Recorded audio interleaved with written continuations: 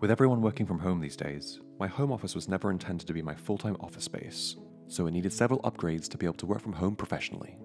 I needed a better monitor setup for remote working, the ability to host high-quality Zoom calls, and have a desk setup that can quickly transform to match the task at hand. Hey, I'm Justin, and I'll take you on a tour of my workspace and the upgrades I've made to work from home. Be sure to check out my last video to see how I set up my dream desk. Over the past year, my desk has fallen to disarray and needed some deep cleaning. I started with taking everything apart and giving it a good dusting off and vacuum. My previous 4K monitor was great for casual photo editing and doing some light video editing work, but when it came to using 3D software, I needed more horizontal real estate. So I decided to pick up a widescreen display. I began by installing 2 monitor arm stands, links in the description for all the models. This was quite a cheap monitor at only $300, but it served my needs well, with a lower resolution and higher refresh rate, which is better for remote working. This worked well for a couple of weeks, but I was definitely missing my dual monitor setup. For that, I resurrected my old Wacom Cintiq 22HD Touch, which doubles nicely as a second monitor. With the monitor arm, I can in one fluid movement move the Cintiq from a second display to a drawing position. Though the resolution wasn't the greatest, but its ability to be a touchscreen and quickly switch to a drawing tablet was invaluable. I used these amazing Velcro zip ties to secure all the wires and reduce clutter under my desk. I switched out my main keyboard with a Microsoft Ergo keyboard. It's way less aesthetically pleasing, but I've been using them professionally for 15 years and they've saved my wrists from carpal tunnel. I also added an IKEA charging mat, as I had one in the entryway that was used to charge phones when I came home from work. They're not the greatest at fast charging, but have 3 ports, which was very useful. I got rid of my speakers as they stopped working after a year, and we replaced them with noise-cancelling headphones, which I placed on these small clamps to use as a headphone stand. I attached a door to my gear shelf to better shut away the clutter. My lens collection is the same as last year, but I was able to extend the shelf to better fit cameras with microphones on them, so I can pick up and film at a moment's notice. The top 2 shelves are made up of old photo albums, my yearly digital photo books, and old Cinefx magazines. With everyone turning to Zoom to keep in contact, I had initially started using my MacBook Pro, but I was never satisfied with the picture quality. And then as my work demands changed, it became necessary to run Zoom off my PC. However, I didn't have a webcam at the start of the lockdown, as they were sold out everywhere. Luckily, Canon had just released some software that turns any DSLR into a webcam. For this I grabbed my EOS R, because of the folding screen, and stuck it on a Manfrotto tripod. For audio, I decided to treat myself, and get a microphone I've been dreaming about for 5 years, the Shure SM7B, a legendary microphone used by many other YouTubers and podcasters.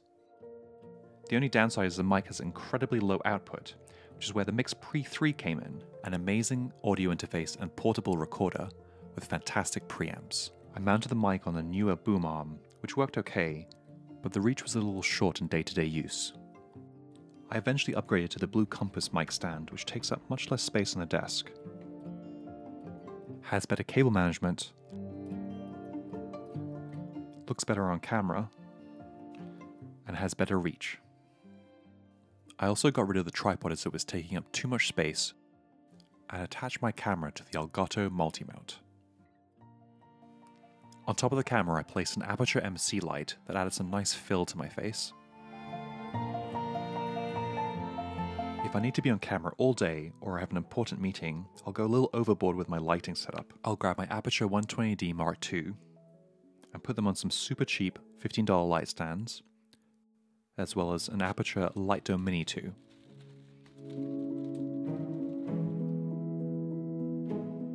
This in turn gives a much more professional look to the Zoom call. A big thing I wanted to upgrade was the backdrop. I've had this IKEA shelf forever that was getting filled with junk. I started by cleaning everything out of the boxes, then rearranged and reorganized each of the small cubby holes. Here I store house DIY stuff, exercise equipment, stationery, and camera accessories. I set the top 4 cubby holes to be display shelves that would show up on my Zoom background. As the shelves were black, the background didn't pop in the way that I wanted it, so I opted to install some LED lights to better illuminate my toys and cameras. I used 3M strips to attach them and routed the wires using cable hooks around the back.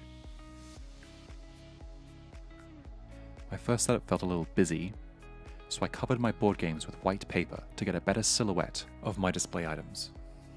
The first was a combination of my newly acquired 60mm film camera, my Canon AE1, as well as a few mini retro consoles. The next 2 spaces housed my toy collection. To limit myself from going out of control, I only get toys from movies that I work on. They are a reminder of the project and all the hard work that went into it, as well as a great excuse to still collect toys. The rightmost cube is filled with some of my favourite art books I've picked up over the years. For the second row I have Wine Storage, two of my favourite board games ever, Lords of Waterdeep and Gloomhaven, which we've been playing for 2 years now, and hopefully will one day be able to finish. Sketchbooks, recipes, and photo books take up the last 2 holes. For the finishing touches on top, I have a couple of plants, a Google Max home speaker, some pottery made by my mum, and an original Starscream I got as a birthday present from my wife. The LED lights can be switched on and change colour via remote.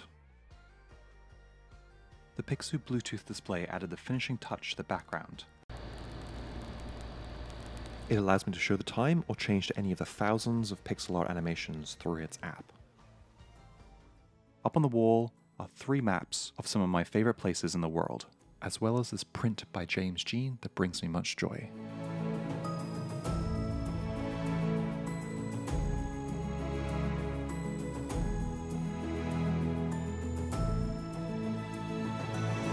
I'm now able to switch spaces between setups quickly depending on how the day progresses. I can go from a single monitor setup, to a double monitor setup, to a drawing tablet, and then quickly pack it away again for better storage. As well as putting everything aside to work on my MacBook Pro. While I use my MacBook a lot less than anticipated this year, I did upgrade to the 16-inch MacBook Pro, which is a fantastic machine and an editing workhorse, especially when on the road at conventions. To cope with the stresses of the year, I've also been indulging in a lot of specialty tea from my favourite tea shop, Secret Garden.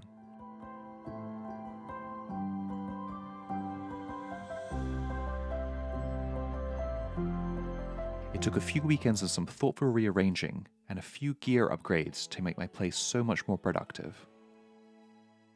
With this setup, I've been able to focus better and work professionally from home for the past year. I've made a workspace that transforms to fit my needs, whether it's working remotely on dual monitors or sculpting in ZBrush. I can now comfortably host Zoom meetings with much better audio and visual quality than your average consumer laptop, with a background thoughtfully arranged to show off some of my interests. It's been incredibly challenging adjusting to all the changes this year, but having a space that allows me to work from home is one small step in helping me get through this difficult time while still being able to be productive.